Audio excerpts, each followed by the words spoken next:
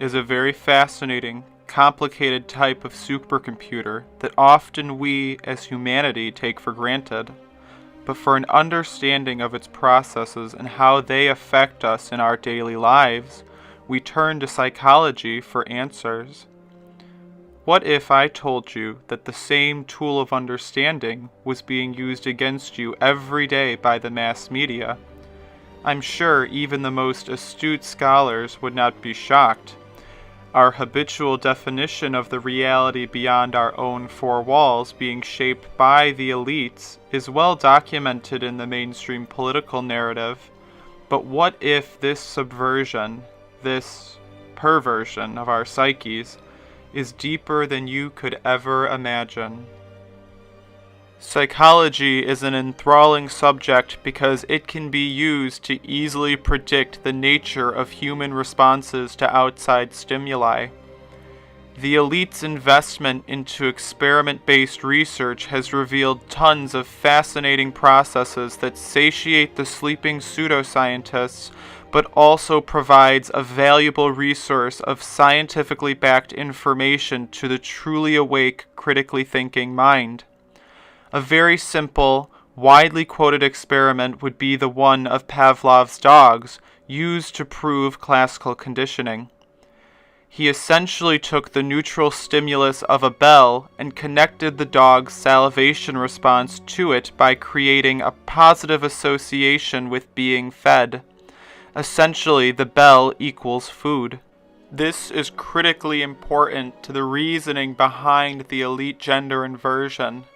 But before we discuss this most important topic, we must discuss a bit more psychology. Religious leaders often recite a quote commonly attributed to Saint Francis Xavier, and it goes like this: "Give me the child until he is 7, and I'll give you the man." What he is really talking about is the idea that if you are conditioned early enough to accept an ideology, it will stick with you until you are an adult. Simple, logical. We hold this belief almost innately in the form of our view of parenthood, or the idea that 2 good eggs will raise another good egg. Life is not always this simple, but it sure follows logic. This demonstrates perfectly the psychological concept of modeling. Sounds simple, but it has 2 separate definitions, both being relatively important. One is used in a counseling setting in which the client implicitly learns by imitation alone, without any specific verbal direction. This is critically important because it is 1, well researched, and the entire cognitive behavior therapy model holds its foundations in this concept, and 2, it demonstrates that those human models of behavior in our lives can profoundly influence our own behavior without our explicit awareness or consent.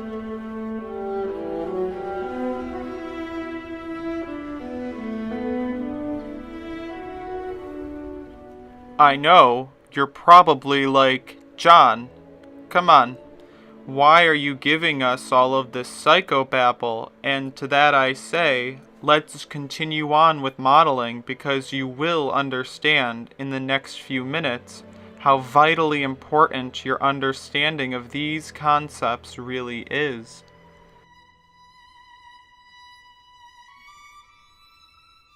The second form of the psychological modeling concept is the general process in which persons serve as models for others, exhibiting the behavior to be imitated by others.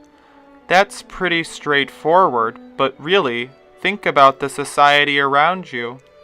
For supposedly being the most advanced civilization to have ever populated the earth, we are walking on parallel train tracks with George Orwell's dystopian Oceania, speeding towards our eventual total subjugation.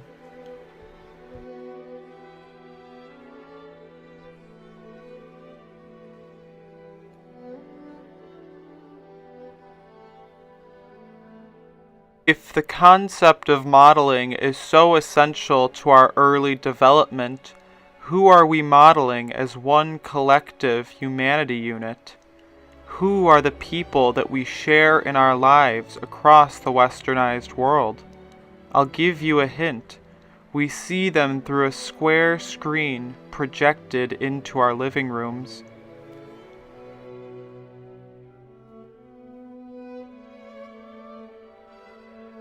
If you have noticed, there's something very strange about the plot lines that we see on standard television programming.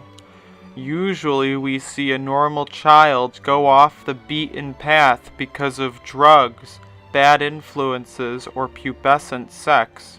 Something like that.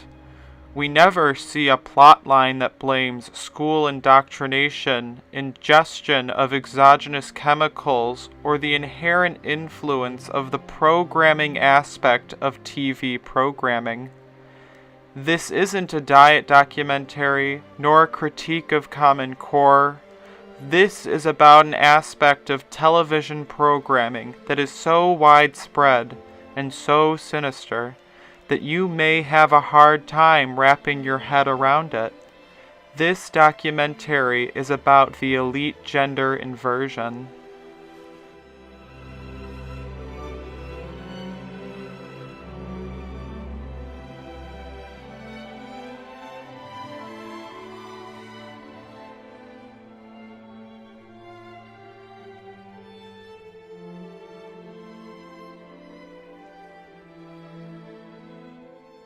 Did it happen?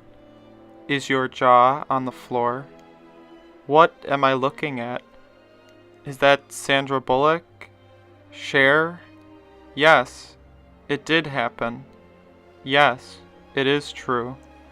You are looking at the Adam's apples of some of the most famous women that you have grown up with, and yes, that is Sandra Bullock. Just breathe. This is quite literally the tiniest step into the science of transvestigation that you could possibly take.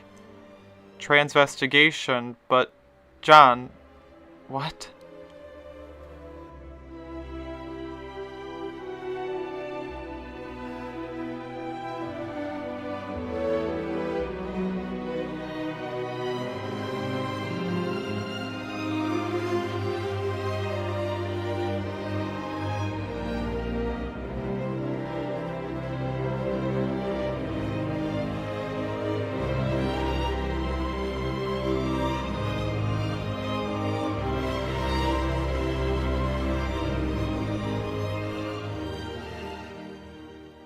Transvestigation is the science of using biological gender markers to determine the sex of another person without DNA evidence. These gender markers take shape in the form of the following characteristics in men.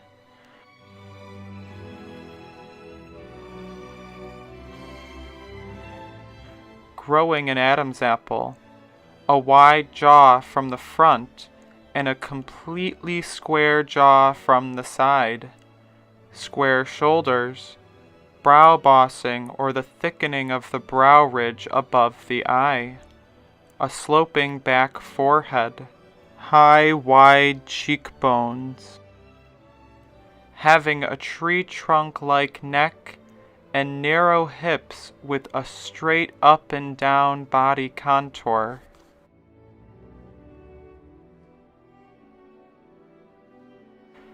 Did you catch that? The defining characteristics of a man? An Adam's apple. A wide jaw from the front and a completely square jaw from the side. Square shoulders. Brow bossing or the thickening of the brow ridge above the eye. A sloping back forehead. High, wide cheekbones, having a tree trunk-like neck, and narrow hips with a straight up and down body contour.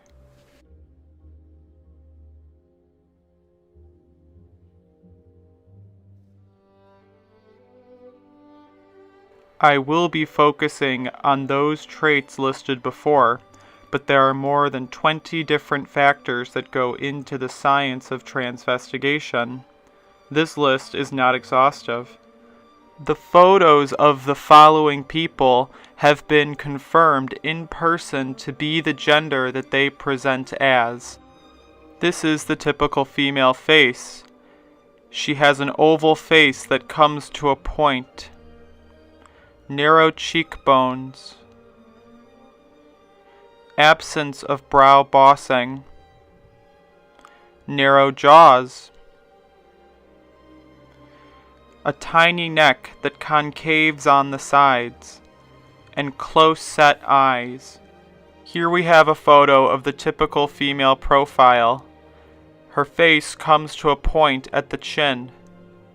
She has a sloping jawbone that rounds at the mandible, proportionally small ears, a forehead contour that runs straight up from the nose bridge and rounds out mid-forehead,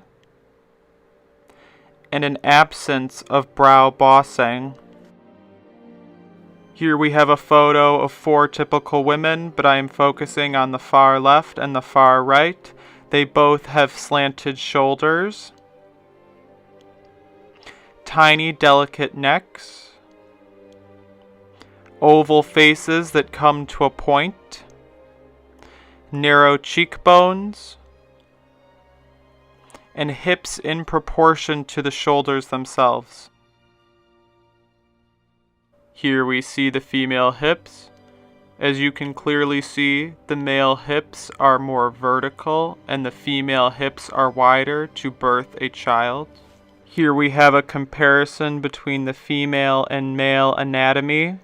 Females have narrow shoulders, a hip indentation above the navel, proportionally smaller rib cages, fat distribution at the thighs, typically smaller feet, tiny necks that concave on the sides, proportionally smaller shoulders that are slanted, delicate female hands, smaller wrist and ankle joints, smaller knee and shoulder joints.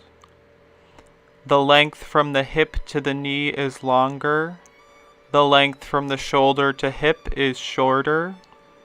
The female on the far right has a widow's peak where the hair comes to a point on the forehead. This is a predominantly female trait. Now, you are probably asking yourself, what? I never knew that there was so much differentiation between the genders other than what's down below the belt, and I am here to say that neither did countless other people until some real research was conducted into the post-pubescent transgendering process and truly discovering how hormones differentiate the sexes. We are going to take a look at the post-pubescent transgendering process, the power of hormones and surgery, and how important these gender differentiations become when trying to pass yourself off as one gender or the other.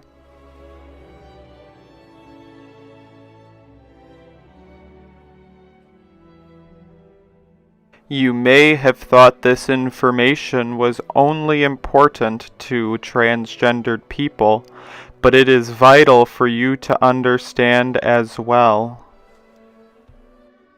Here we have the before and after of a post-pubescent transgendered female. As you can tell, she looks dramatically more feminine on the right, and there are very specific reasons for this. She has only had a single surgery from the first picture to the second picture. She has had a forehead recontouring in which they shave down the brow ridge. In the picture on the right, you can see that her eyes are no longer set back in her skull, and that her forehead looks dramatically smoother without the brow ridge. In this single surgery, they brought down her hairline an inch and raised her brows to give more of a feminine arch. Do you see why it is important to understand the transgendering process yet?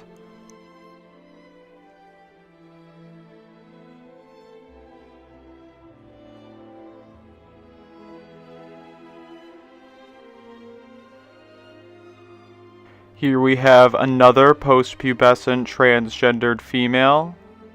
She has had a forehead recontouring, rhinoplasty, chin and jaw recontouring, a lip lift, and an Adam's apple reduction.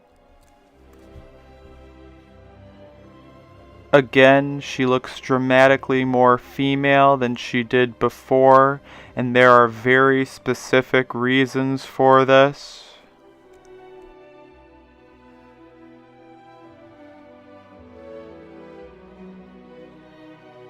This is the post-pubescent transgendered female from profile. What I want you to notice is that no matter how much jaw contouring you do, you cannot escape the straight back contour from the chin of the male jaw. This one still also has the classical sloping back forehead. As you can see, they could eliminate most of it, but it still remains. When you see a true biological female next to these plastic surgery creations, the stark contrast in facial characteristics just jumps out at you.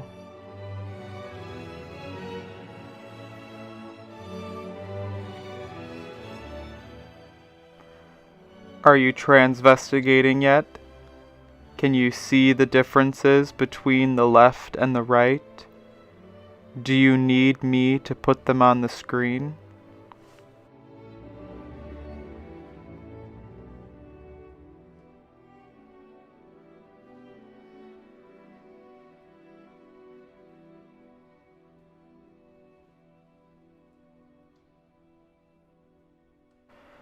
This is how every transvestigator has started in their journey of truth on the actual gender differences. Is the checklist resonating in your head? Narrow cheekbones, pointed chin, oval face, straight up and down forehead contour. Are you looking in the mirror? Do you appreciate your own natural-born female or male attributes? We are all born with various natural traits, and as I have demonstrated, these traits can all be in different proportions. If you are a female saying, "But wait, I have brow bossing," or "My forehead slants back," then I urge you to reconsider the list of over 20 attributes that are examined by transvestigators. You will find that you have the vast majority of your own natural-born gender's biological markers. Knowledge of the history of the elite gender inversion is necessary to understand how much is actually understood about this process of prepubescent transgendering by the elite themselves. The earliest form of gender inversion was in the form of eunuchs, and then later the famed castrati, whom were castrated in prepubescent to maintain the flexibility, range, and timbre of their voices. It is documented that the castration had several anomalous effects on the body, such as the bone joints not hardening, causing the limbs of the castrati to grow unusually long, and allowed the ribs to grow out larger than a normal singer's. The true nature of this type of castration is not known because, as demonstrated by the quote on the screen, The elite have kept secrets from us for far longer than we could ever know. In their time, these were the elite. These were the celebrities.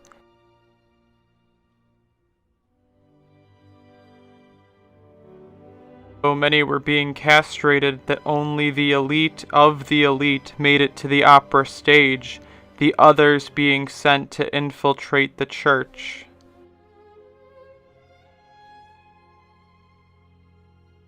As we know, over time the accumulation of knowledge on a specific subject snowballs, and this particular knowledge of anatomical slice and dice has been going on since minimally 400 AD.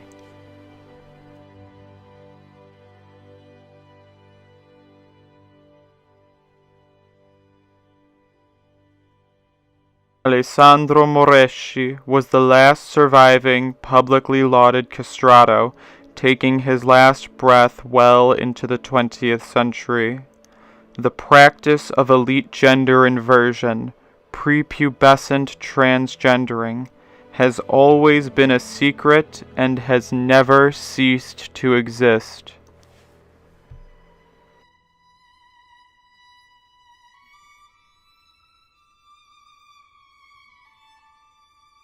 The stage has been set, but are you ready for the performance? I'm quite serious because this might be the most shocking moment that you have ever had in your life.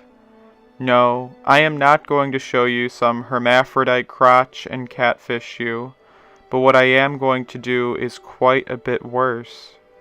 Just prepare yourself for a paradigm switch, because what you have been sold by Hollywood is an inverted fantasy land designed to subvert your mind and your conception of what is truly beautiful in each gender.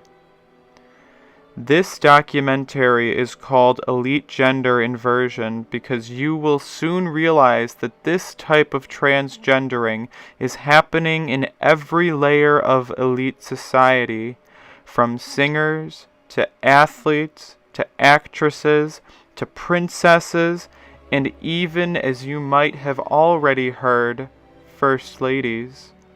One of, if not the most disgusting, vile, sick, and perverted aspects to this insanity is that this is happening vastly before a celebrity has even gone through puberty. This has been proven to be quite clear.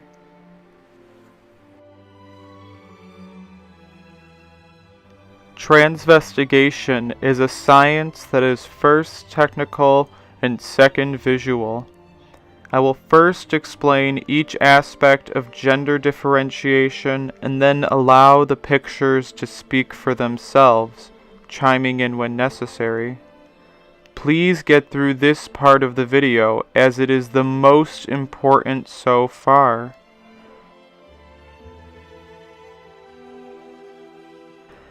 Every person featured in this documentary has a full facial and body analysis that is linked to in the description.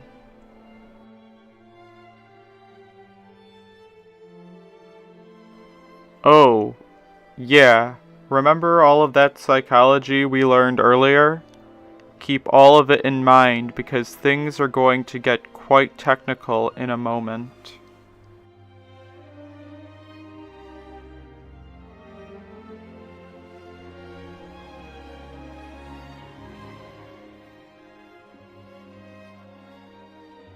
The Adam's apple is probably the most readily recognized gender marker of them all and is the enlarged laryngeal tissue of a male.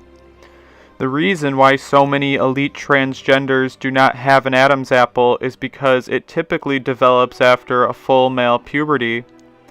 These elites suppress that puberty by castration, chemical or surgical, and give exogenous estrogen in order to maintain the prepubescent male characteristics that merge with female sex characteristics to create the ultimate in-between.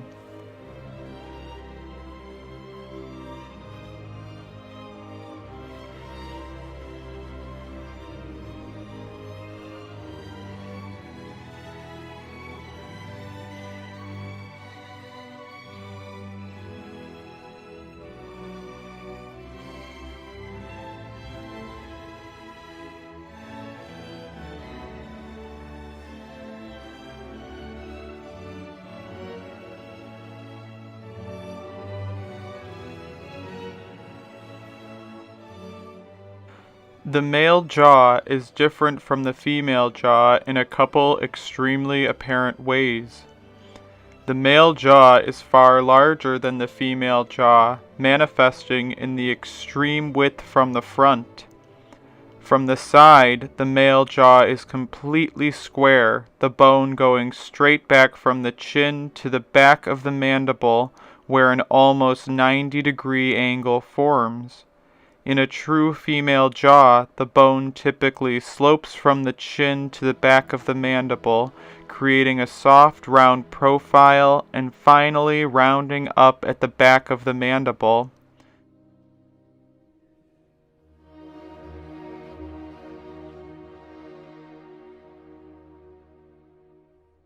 Do you notice the high, wide cheekbones?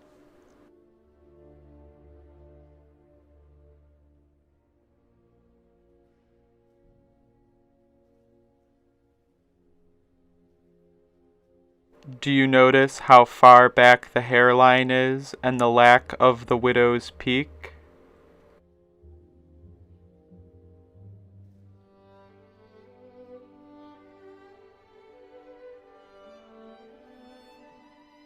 The flatness of the chin, the square face,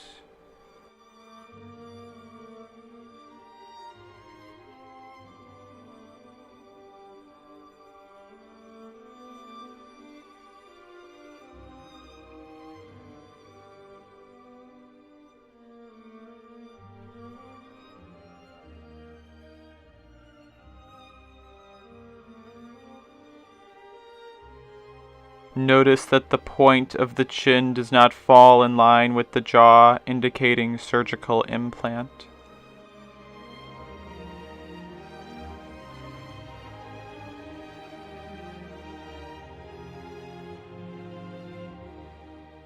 Do you notice the size of the ears in proportion to the head? Again, look at the point of that chin.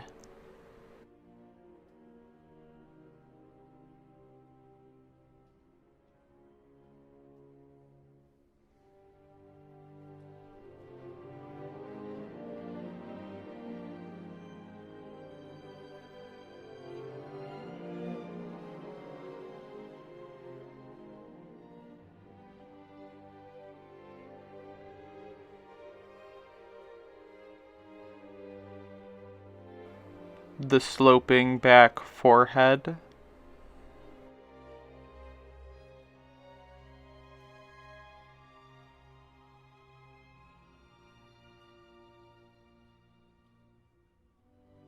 The differences in the shoulders of the sexes can seem subtle because our eyes are not used to really looking for them. But once you start to examine, it will jump at you. Men have broad, square shoulders that after a full male puberty typically fit 3 widths of the head from end to end. Women typically have sloping, slanted shoulders that can fit 2 to 2.5 widths of the head from end to end. The shape is the key because these elite transgenders have not gone through the full male puberty.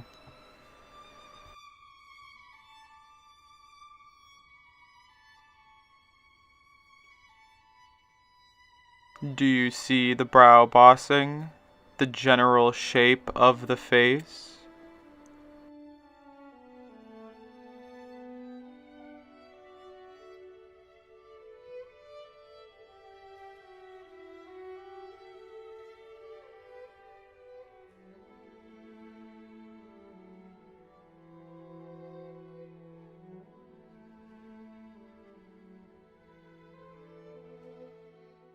The disproportionately long arms?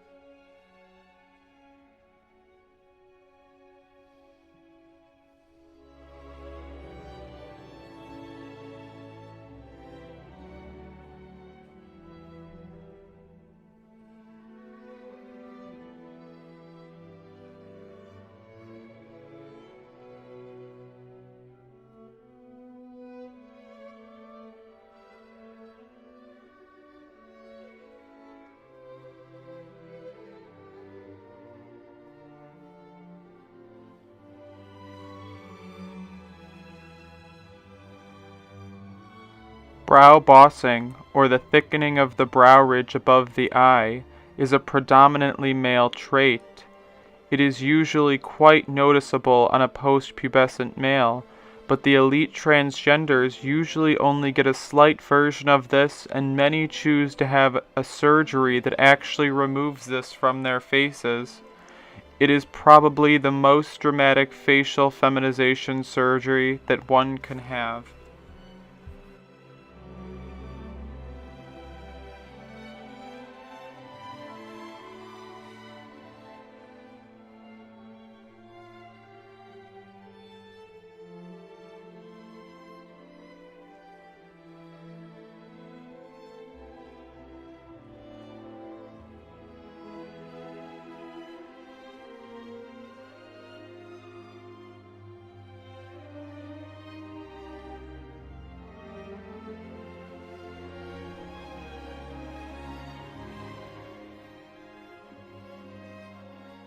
You notice the completely square shoulders?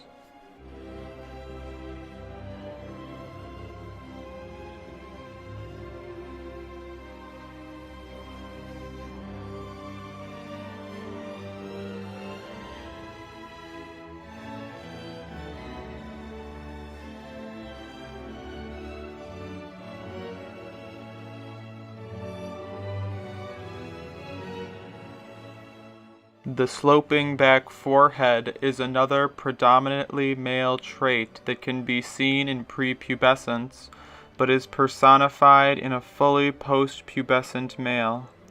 The male forehead typically slopes back from right above the brow ridge, while the female forehead is typically straight up from the nose bridge and starts gradually rounding out in the middle of the forehead.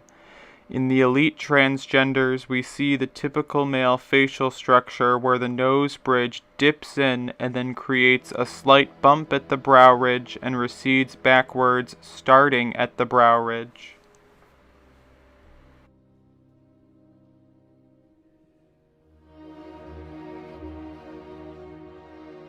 Remember that the sloping back of the forehead starts right at the brow ridge in males.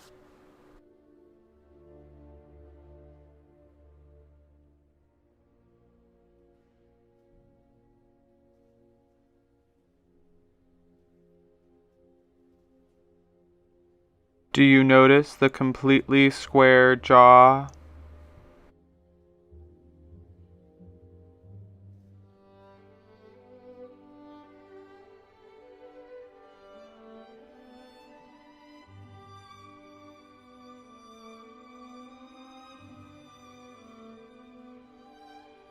The male neck is also one of the easiest signs to see when it comes to a transgendered elite.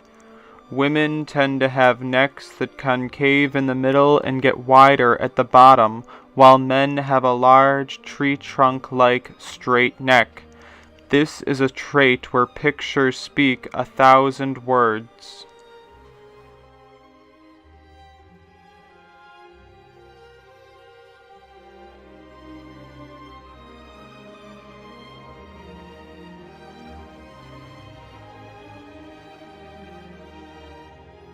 It's kind of difficult to not notice the Adam's apple on this one.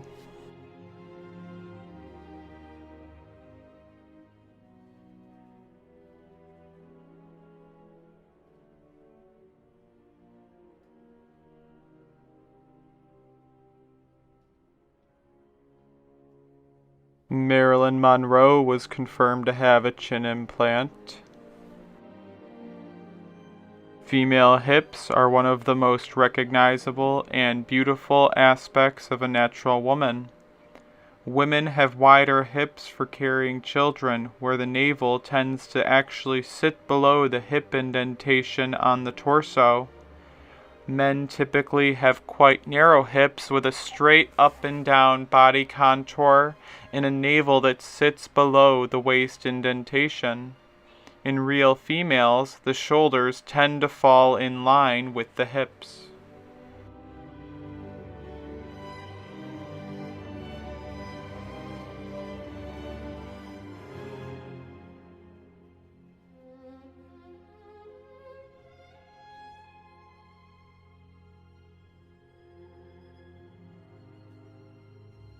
Do you notice how large the heads are on some of these elite?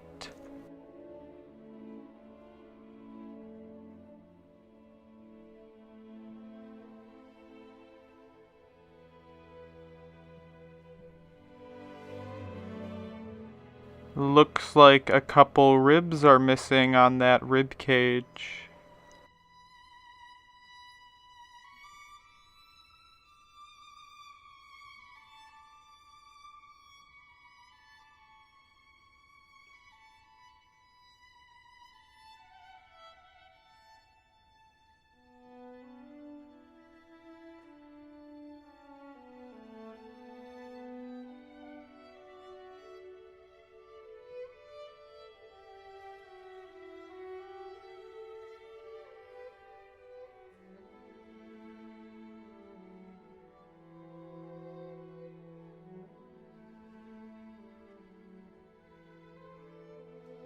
As transvestigations have been produced, another aspect that usually outs an elite transgender is rib removal.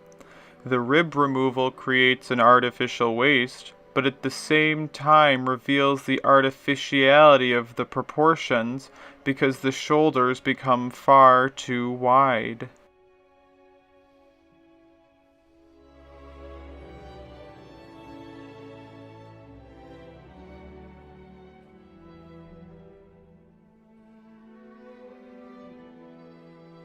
Cher was rumored to have ribs removed, and her gender was publicly questioned when she began her career.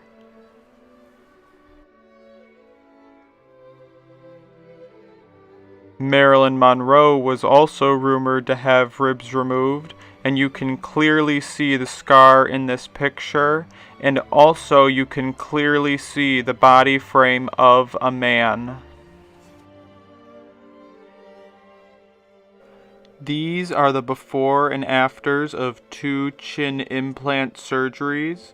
Notice how dramatically it changes the silhouette of the face, but how subtle the effect really is.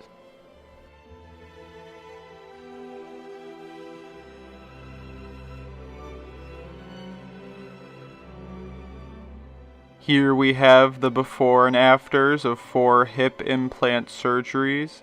They will never pass as the true hips of a woman, only a false Hollywood-sold fantasy inversion.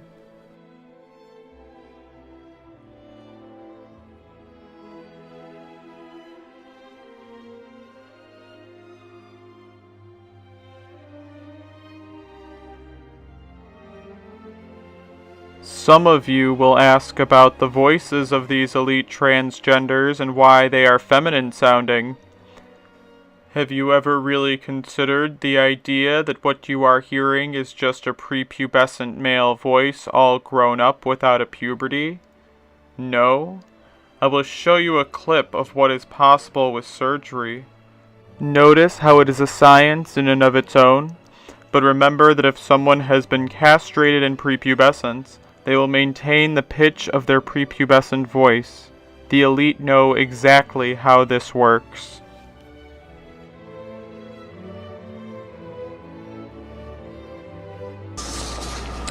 Rainbow passage. When the sunlight strikes raindrops in the air, they act as a prism and form a rainbow. The rainbow is a division of white light into many beautiful colors. These take the shape of a long round arch, with its path high above, and its 2 ends apparently beyond the horizon.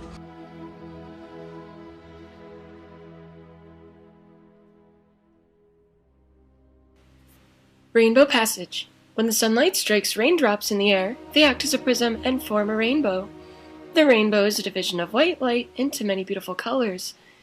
These take the shape of a long arch, with its path high above, and its 2 ends apparently beyond the horizon. There is, according to legend, a boiling pot of gold at one end. People look, but no one ever finds it. When a man looks for something beyond his reach, his friends say he's looking for the pot of gold at the end of the rainbow.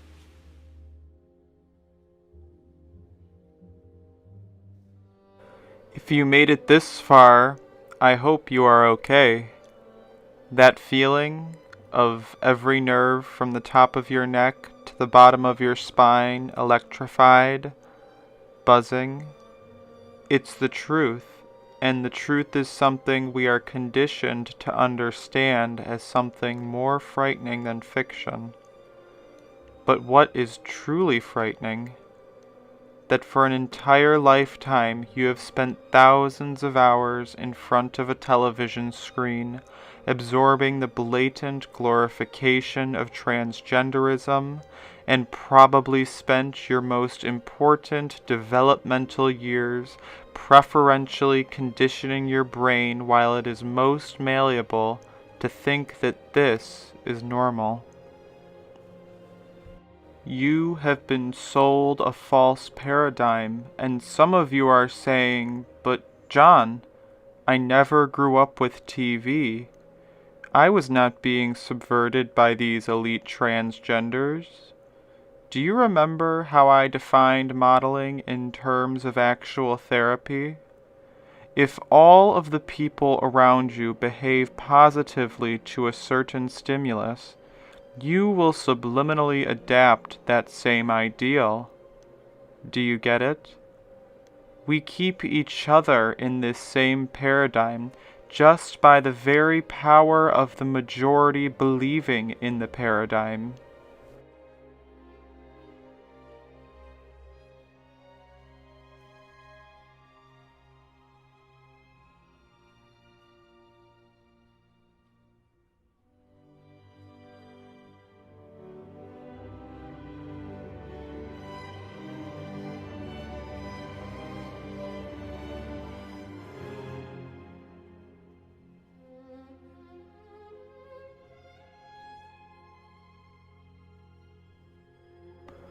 You probably have so many questions that it is hard to even comprehend.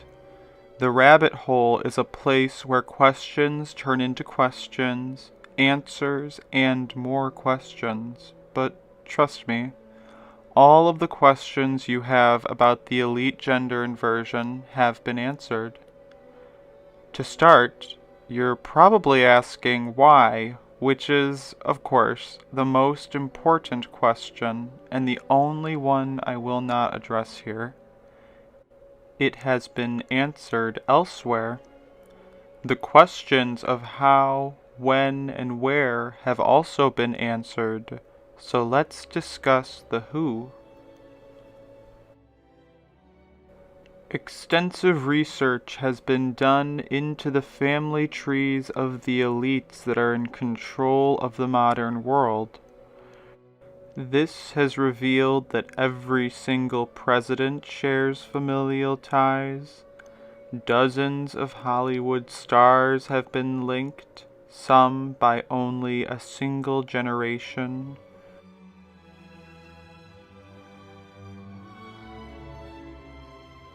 Obama is even linked to Tiger Woods.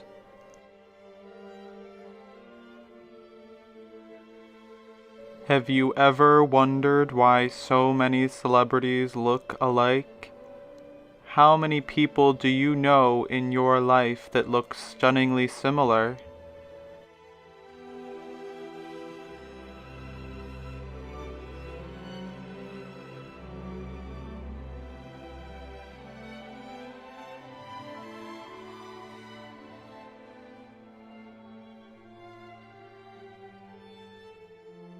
You were born into a pre-owned plane with the hope that you would die before ever understanding the nature of your own slavery.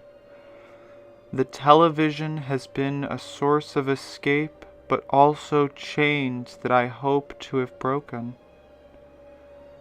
Our entire reality is being written for us by a quill whose ink is composed of the fear of social rejection on a paper whose mind is too weak from deliberate malnutrition and pointless menial tasks labeled as a career, whose agency is under the guise of science bought and paid for by the same elite whose families have had their hand in the guidance of humanity for hundreds of years.